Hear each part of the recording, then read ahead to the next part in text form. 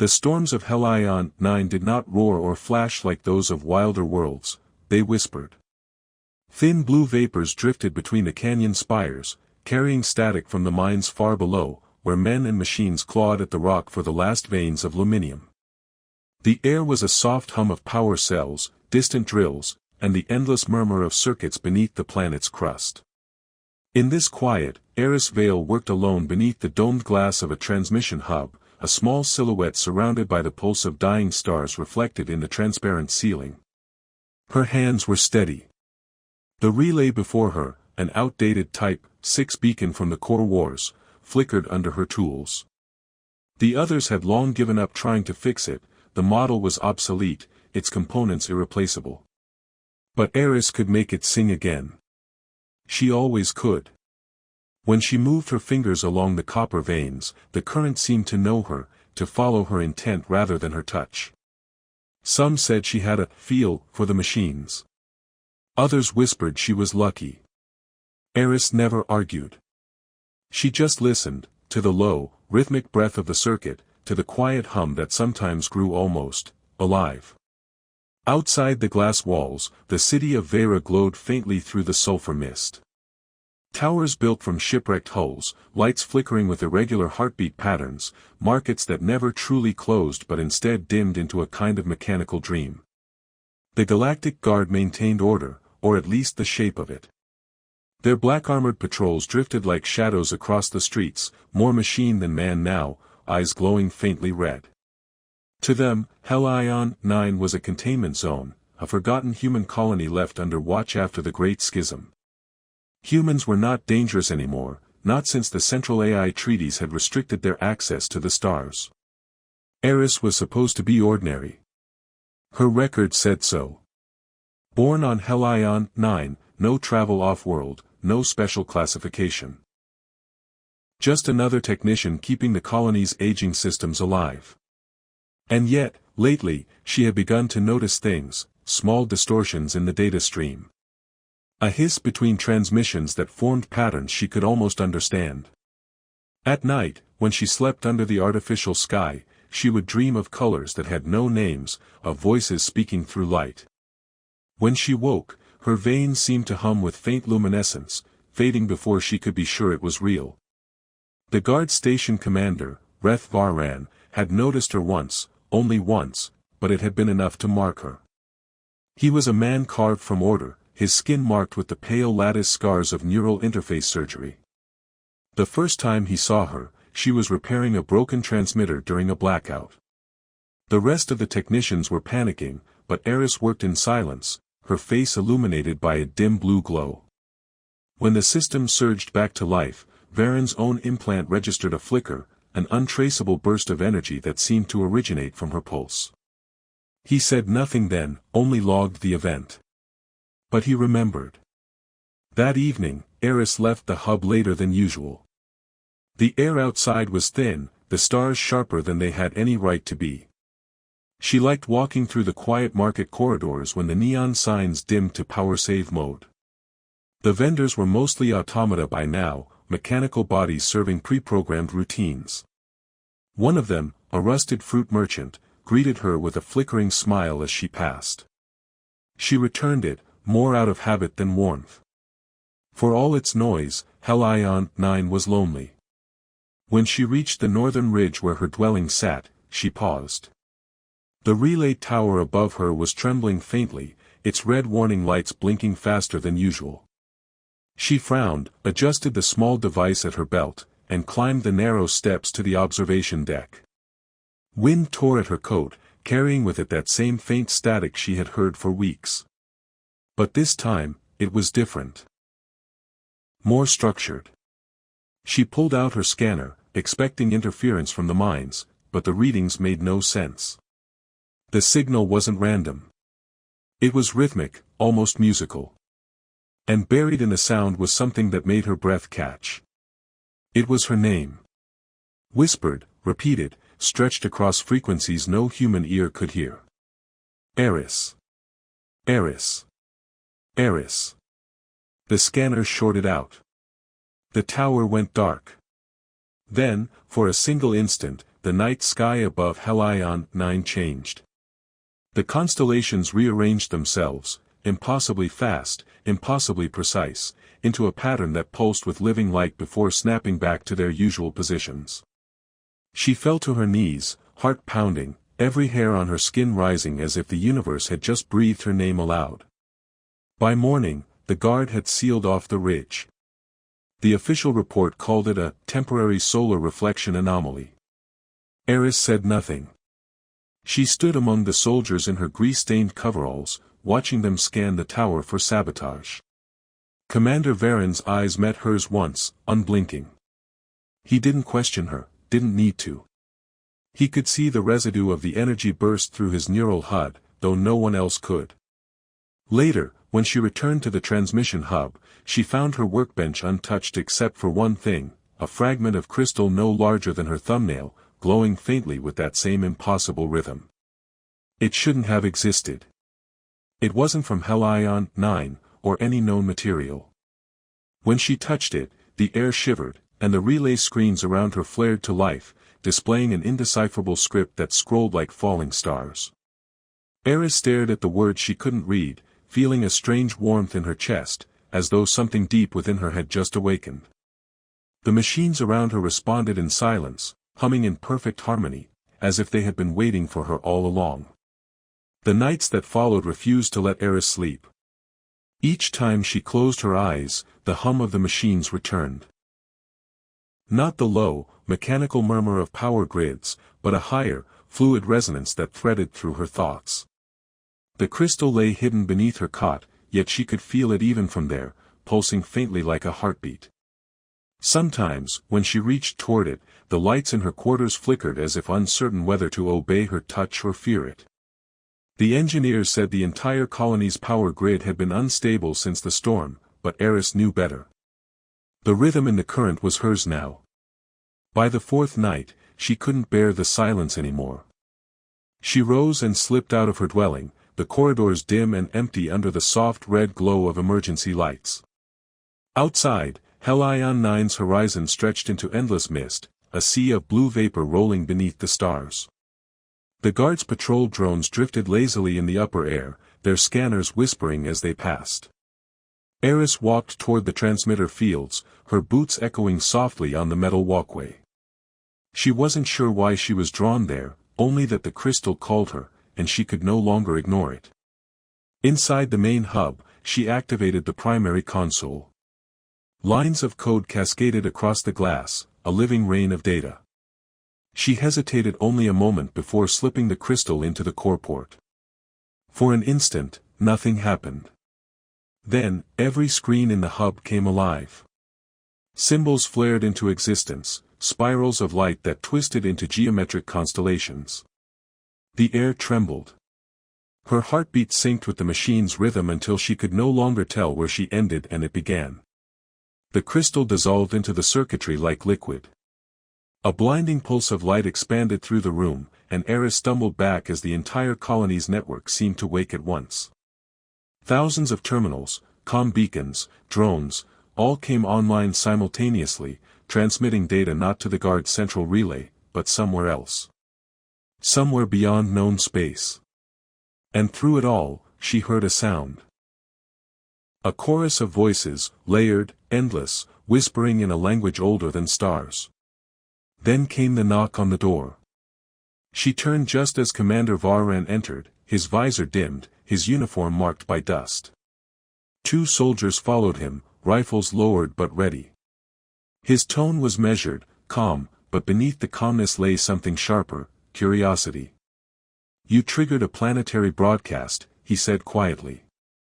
"We tracked it to this hub. Tell me what you did." Eris looked at him, at the faint shimmer of light reflecting off the neural nodes along his temples. "I didn't do anything," she said, though her voice wavered. "It was already here." Varen studied the flickering screens. Streams of alien code still moved across them, patterns unlike any encryption he'd seen. His internal HUD failed to classify it. "That's not human," he murmured, almost to himself. "And it's not machine." One of the soldiers stepped closer. Commander, with respect, we should. He raised a hand, silencing him. No. Leave it running. He turned back to Eris. Tell me, Vale. When did this start? She hesitated. The hum was louder now, almost pressing against her skull. The night the stars changed, she whispered. That answer hung between them like a breath held too long. Varen's implants flickered again, struggling to process the data flooding the hub. He saw flashes, coordinates that didn't exist, frequencies beyond measurable bandwidth, and buried in the chaos, a symbol, a circle of light crossed by 3 lines. It pulsed once, and his neural feed cut to static. He took a step back, breathing hard, his visor dimming to black. End the connection, he ordered. Eris tried. She reached for the main control, but as soon as her fingers brushed the panel, the code shifted, folding around her input like a living thing. Her hand froze. The lights dimmed. For a single heartbeat, her pupils reflected the same spiraling patterns as the screen. Then, just as suddenly, everything went dark. The silence that followed was immense. When the systems rebooted, the alien code was gone, but the damage had been done. Across Helion 9, communications collapsed. Patrol drones lost synchronization, power grids flickered, and the main orbital station above the planet reported a total AI reboot. The colony had become a blind spot in the galactic network, a dead zone in the flow of information. They detained her, of course. The guard's orders were absolute. She was taken to the orbital command vessel Echelon Prime, where sterile corridors and cold light made time meaningless. Interrogation followed. She answered every question honestly, or thought she did. She told them about the crystal, the signal, the patterns in the stars. But the officers exchanged glances that spoke of disbelief. The scans revealed nothing unusual, no implants, no anomalies. Except for one reading. A pulse in her neural map unlike anything in human biology. It wasn't a tumor, nor a data chip. It was structured energy, coiled like dormant circuitry, shifting whenever they tried to measure it. The medtechs whispered that it looked almost designed. Days passed. From her cell's viewport, Eris watched the storms on Helion 9 spin endlessly below, glowing with faint blue arcs of lightning. Sometimes, when she pressed her hand against the glass, the patterns changed, as if the planet itself responded. She couldn't explain it, but deep inside, she began to feel less afraid. The hum had become familiar, like a memory resurfacing after a long silence. Elsewhere in the ship, Commander Varan stood before a screen filled with encrypted reports. The analysts had isolated fragments of the transmission that started it all. The data bore one undeniable trace, an origin signature linked directly to Eris Vale's genetic code. The impossible conclusion settled like lead in his chest. Whatever had spoken through the network hadn't found her. It had awakened from within her. They moved her to the research wing. Deep within the ship's core, where light never truly touched the walls. The room was circular, sterile, lined with translucent panels that pulsed faintly with data flow. She wasn't restrained, not exactly, but she knew the walls themselves could become barriers of solid light at a single command. Machines watched her, spherical drones hovering in silence, lenses dilating like pupils. Every breath she took was measured, every flicker of her heartbeat recorded. For the first time since the signal, she felt truly alone. They called it observation, but Eris knew it was dissection without knives. Scientists came and went, whispering, scanning, arguing. They asked about her childhood, her family, her dreams. She gave them what answers she could, but her words only deepened their unease. When she described the whispers in the light, the voices that called her name before the signal, one of them muttered something about hallucinations induced by subquantum resonance.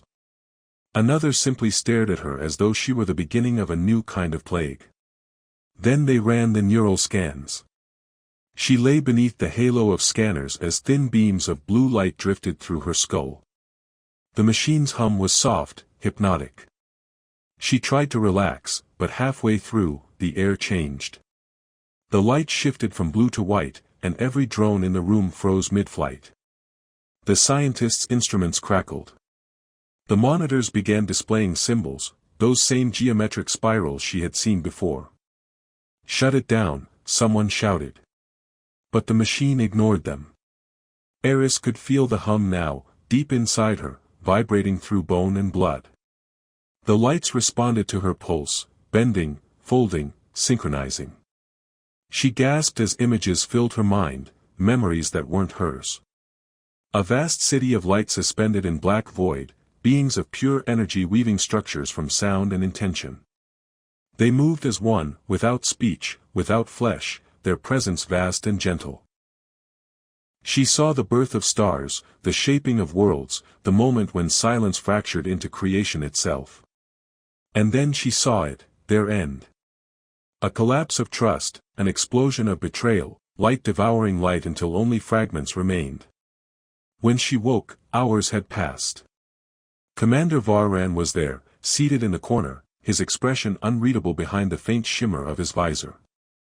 The others had gone, leaving only the hum of cooling equipment and the faint scent of ozone. "You should have died," he said quietly. "That amount of neural overload, no human could survive it." "I'm not sure I did," she whispered, her throat dry. "It felt like something else was remembering through me."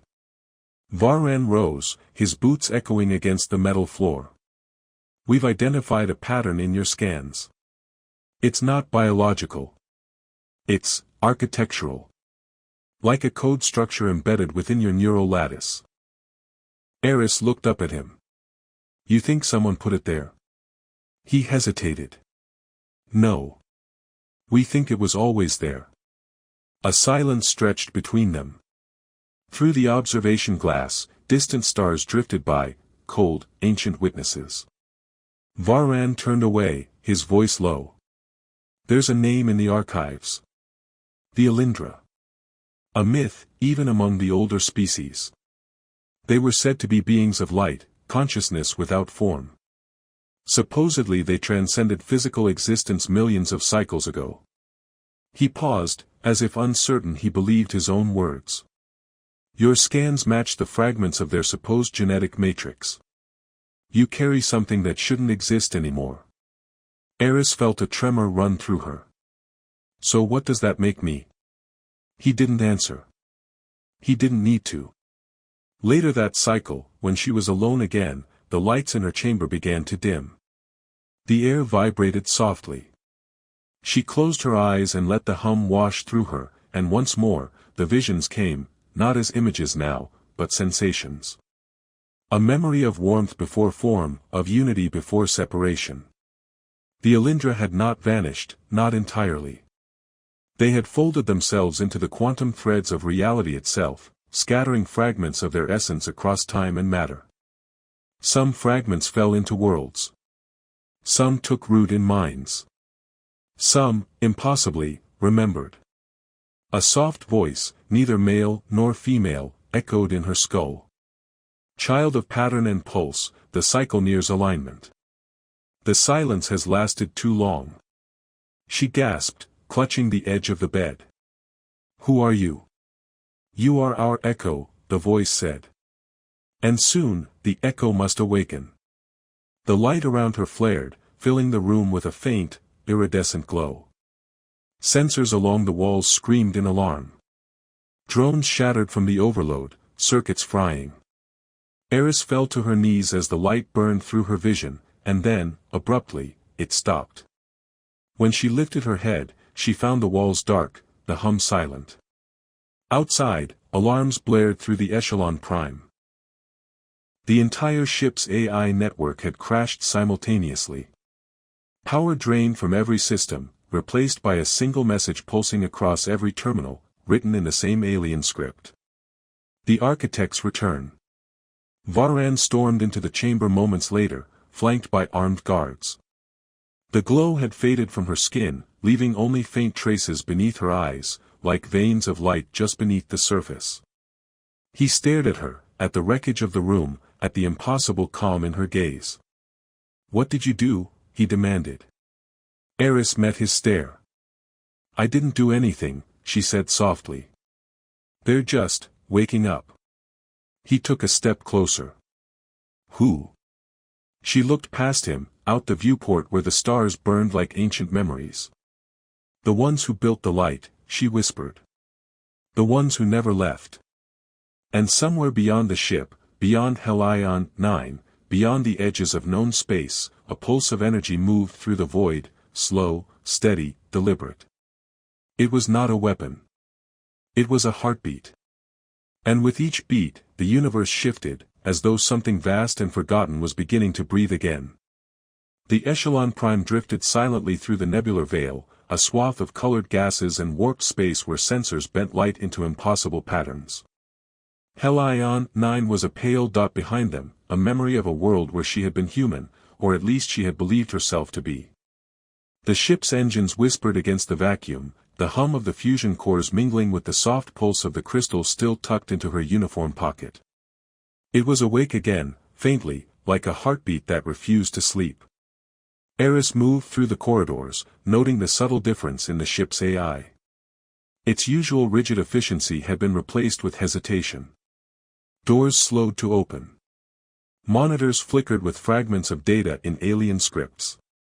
Systems paused mid-calculation as though consulting something unseen. She could feel it now, the connection between herself and the machine lattice. The Echelon was aware of her presence, waiting for her to speak, to act, to reshape. The guards had grown uneasy. They whispered about hallucinations, about resonance-induced psychosis, but none dared confront her directly. Commander Varran trailed behind, his face taut with worry, the HUD along his temples flickering as he attempted to read her neural patterns without success. "This is unprecedented," he murmured once, the words barely audible above the ship's hum. "No human, or machine, should have this level of interaction with subspace fields." Eris didn't answer. Instead, she stood at the observation deck, letting the veil wash over her. The gases bent into strange, shifting patterns, glowing faintly where the light of distant stars fractured through the warped space. In the colors, she saw shapes moving, geometries that could not exist in Euclidean space. Shapes that whispered her name. The pulse within her quickened. This was the space she had been waiting for, the void where the Alindra had first encoded themselves into matter, folding consciousness into the lattice of reality. It began with the drones. One by one, they fell into alignment around her. They hovered silently, lenses dilating, lights shifting in soft synchrony. Then the ship itself responded. Panels along the walls twisted their interface, displaying streams of alien symbols, diagrams of energy flows, subspace coordinates that had no known reference. Eris stretched her hands, and the interface bent around her, flowing to match her intent.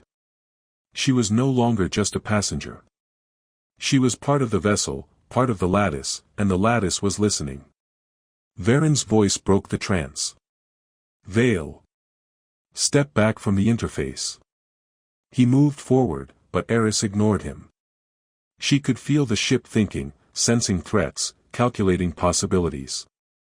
And she could feel something else, the distant pulse, a signal calling across light years, resonating with the rhythm buried deep inside her. It was the Alindra, or whatever had survived of them. They had not left the universe, they had waited, encoded in the quantum threads of matter and energy, waiting for her to awaken. The first attack came as a ripple through the veil. A pirate frigate, invisible to most sensors, emerged from the warped gases, its weapons primed. The guard soldiers panicked, shouting orders as targeting systems failed. The ship trembled under the strain. But Eris remained calm. She reached out with thought alone, bending the energy of the lattice. The frigate's weapons froze mid-fire, systems blinking in confusion. Its hull shimmered and then folded into a transient reflection of itself, unable to occupy the same space as the manipulated subspace field. When it blinked out of existence, the soldiers stared, mouths open, their minds unable to reconcile what they had just witnessed. Varran stepped closer, eyes wide. "This is impossible," he said. No human could." Eris held up her hand.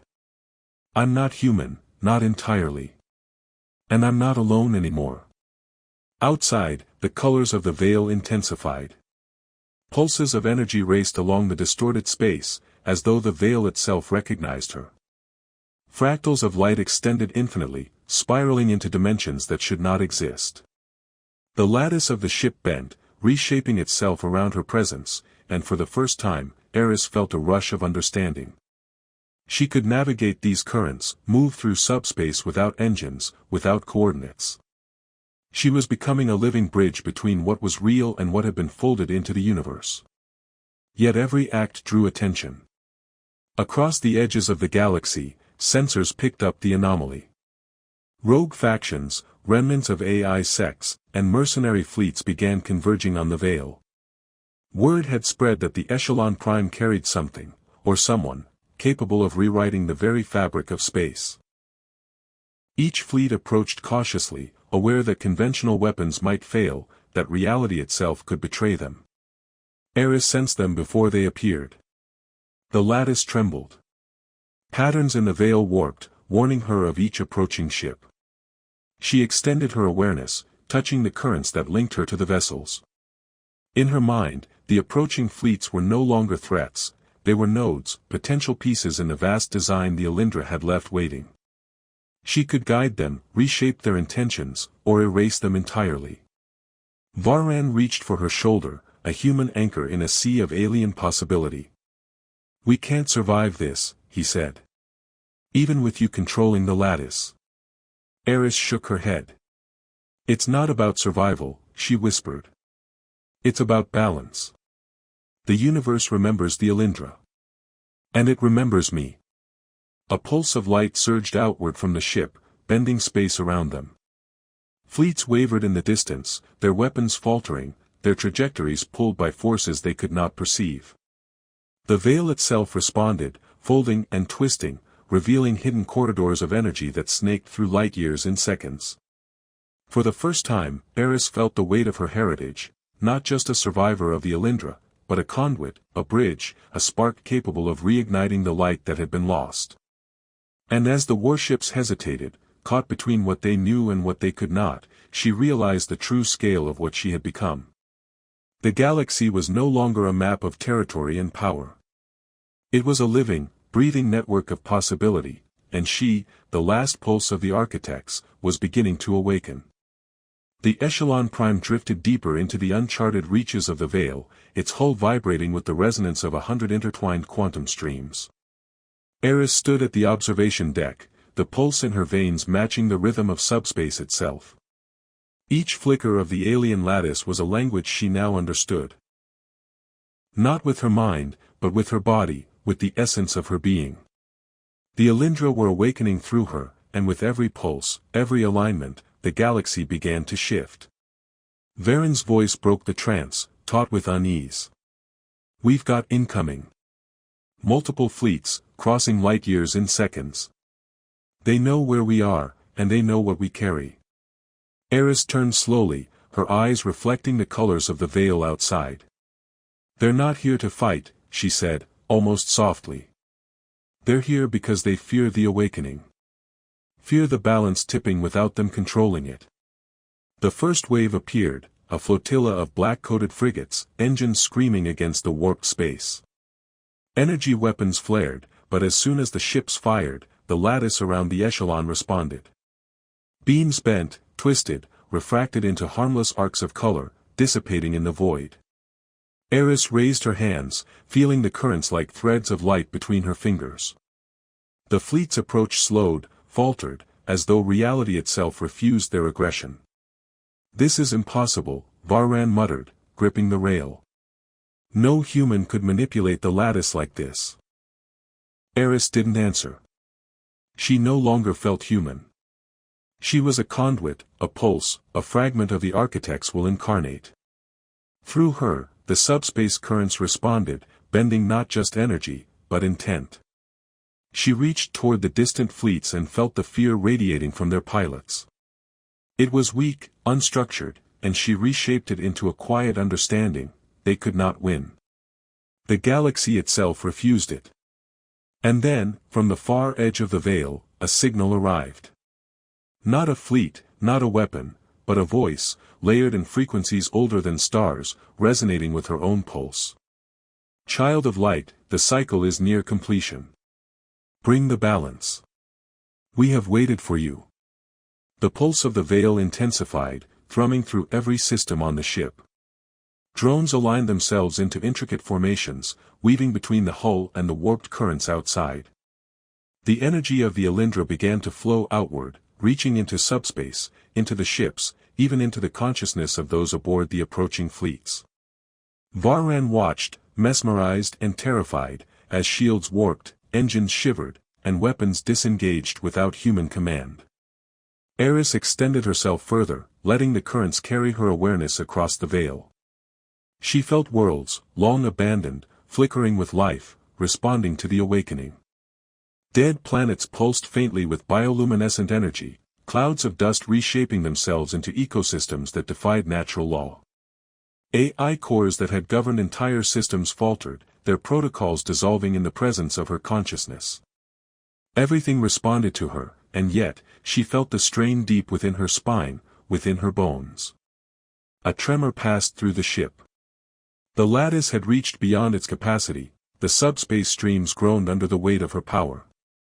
Her pulse accelerated, memories of the Alindra flooding her mind. The creation of matter from light, the song of energy sculpting life, the betrayal that had scattered their consciousness across the void. She realized then that her awakening could not merely protect the galaxy, it would redefine it. The first fleet began to retreat, their pilots overwhelmed by sensations they could not explain, visions of impossible structures, cities of light suspended in the void, beings speaking not in sound but in pure perception. The second fleet wavered, caught in the reflection of her influence, their engines bending toward alignment with the currents she controlled. And all the while, the pulse grew stronger, reaching outward like a tide reshaping every shore it touched. Varran approached, desperation in his eyes. Veil, this is too much. Even if you control it, the lattice. I can feel it, she interrupted, her voice firm. I can balance it. The Alindra left this power not to dominate, but to harmonize. I am their echo, and it is time to complete what they began. She placed both hands on the viewport, and the veil responded as though the universe itself inhaled. Streams of living light wrapped around the ship, spiraling into the fleets, twisting reality into impossible geometries. The vessels were no longer separate, they were threads in a vast, luminous web, bound to the lattice that pulsed through Eris. She sensed the minds aboard, terrified, resisting, then yielding, their intent folding into the greater rhythm of her consciousness. Time fractured. In one pulse, light years passed, and yet the ship drifted silently as if untouched. Dead systems blinked alive, barren worlds bloomed with faint, shimmering life, communications across sectors that had been lost for centuries hummed with coherent signal once more. Varran felt his implants nearly fry as fragments of alien code imprinted themselves across every human system in range. And in the center of it all, Eris smiled faintly. She was no longer merely the quiet girl from Helion 9. She was a spark, a conduit, the living remnant of a species that had transcended the stars. The pulse slowed, settling into a rhythm that resonated with every being in the veil. The Alindra had returned, not as conquerors, but as guardians through her. The fleets withdrew completely, not destroyed, not shattered, but transformed in perception. They understood that the universe had changed, that the balance was no longer theirs to command. Varran, standing beside her, could only watch as her glow faded to a soft luminescence, and the Echelon Prime continued through the veil as if it were a calm sea. Eris felt a deep exhale pass through her consciousness.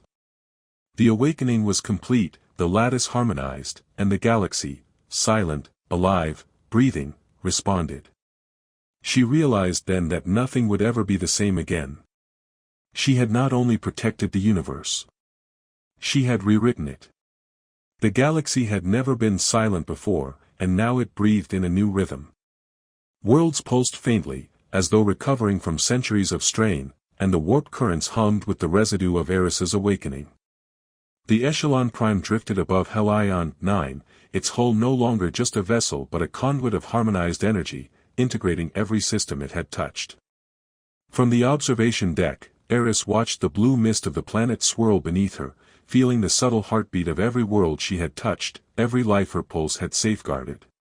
Commander Varran remained at her side, eyes wide with a mixture of awe and fear. "It's astonishing," he murmured. "Entire systems recalibrated, fleets pacified, AI cores realigned. No one could have done this, not even with centuries of training." "I didn't do it alone," Eris said softly, though she felt her voice echo strangely through the lattice of the ship. The Elindra's influence remained within her, a living memory woven into every quantum filament she had touched.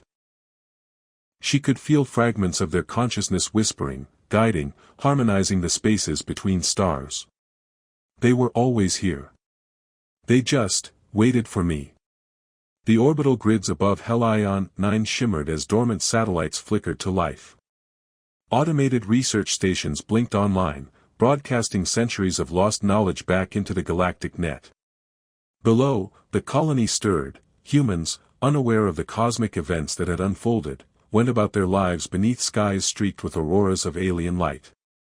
Where there had once been isolation, there was now connection, a living thread linking the distant dots of human presence into the greater galactic tapestry. Varran stepped closer, his expression tense. "What happens now?" Eris considered it. The power within her was immense, but she felt the natural ebb of its necessity. The lattice pulsed beneath her hands like a tide, and she understood finally that she could not remain this way, bound entirely to the Elindra, or bound entirely to humanity. The universe demanded balance. With a slow inhale, she let the energy recede, returning it gently to the systems, the subspace flows, and the dormant worlds that had responded to her call. The lattice hummed once more in quiet equilibrium, a song of subtle resonance rather than blinding pulse. The crystal she had carried for so long dissolved into light, scattering its essence across the planet below. Tiny fragments of it entered the atmosphere, seeding Helion 9 with faint traces of bioluminescent energy. Plants shifted subtly, drawing from it, adapting, microbes responded, rewriting their DNA in ways that would ripple through generations. The colony had been touched, not transformed beyond recognition, but altered in quiet ways that hinted at future potential. Varran exhaled, almost as if he could finally release a held breath. "You disappeared inside it. For a moment, I thought I'd lost you." Eris smiled faintly, her own body tingling with residual resonance. "I wasn't lost. I was remembering who I was, who they were. And now, the rest of the galaxy can remember, too." She turned back to the viewport, where the stars seemed sharper than ever, sharper and more alive. Patterns she had only glimpsed before now made sense, currents of energy weaving between galaxies, connecting life, thought, and matter in a vast, unseen web. The fleets that had pursued her, the rogue mercenaries, the AI sects, they had either withdrawn or been subtly realigned by the harmonics of her awakening. No ships had been destroyed, no blood had been shed. Fear had been transformed into understanding, aggression into cooperation. The galaxy would rebuild, quietly, with a new respect for the unseen forces that had returned through her. Helion 9 storms danced beneath the Echelon Prime, their colors streaking the sky like living brushstrokes. Eris felt the pulse of the planet beneath her feet through the ship's resonance field, a faint echo of the crystal's dispersal. Life had been given new vectors, and even the most barren regions of the colony began to shimmer with subtle hints of growth, of adaptation. She could sense every child born after that night carrying a faint resonance, an inherited echo of the architects, though they would not yet understand it. Varran watched her, unspoken questions in his gaze. Will you, come back?" Eris's smile deepened, tinged with melancholy. "I am always here, but not in the ways they, or even we, can see." She felt the final threads of the Elindra withdrawing, leaving her body and mind as human as she had ever been, yet forever changed. Somewhere between light and matter, I remain. And so do they, in every pulse, every current. We are part of the universe now, not masters, not gods. Just, balance. The orbital lights of the Echelon Prime dimmed, systems realigned, and for the first time since her awakening, the ship was still. Varran exhaled, the tension of countless cycles leaving his body. Around them, the veil shimmered faintly, calm and unthreatening, its chaotic colors softened into quiet waves of possibility. Eris turned her gaze outward, over the nebula and beyond, where the stars stretched like threads in an infinite tapestry. She could feel the legacy of the Alindra in every current, every pulse, but she also felt humanity's fragile, tenacious heartbeat. They would grow. They would explore. And they would carry a faint echo of her awakening, a reminder that even in silence, creation waited patiently for those who could listen. She stepped back from the viewport, the glow of her presence fading into the normality of human form. Varran looked at her one last time, a mixture of awe and relief crossing his features. "You've changed everything," he said simply. Eris nodded, quiet but resolute. "No," she replied. "Everything changed itself. I only helped it remember." As the Echelon Prime began its descent toward Helion 9, the storms above the planet pulsed once more with faint iridescent light. Life continued, quiet and unassuming, yet the galaxy would never forget the ripple that had passed through it, carried by a girl who was never just human. Somewhere beyond the veil, the Alindra watched, and somewhere within her, the final echo of their song remained. And for the first time in millennia, the universe exhaled, balanced, and at peace.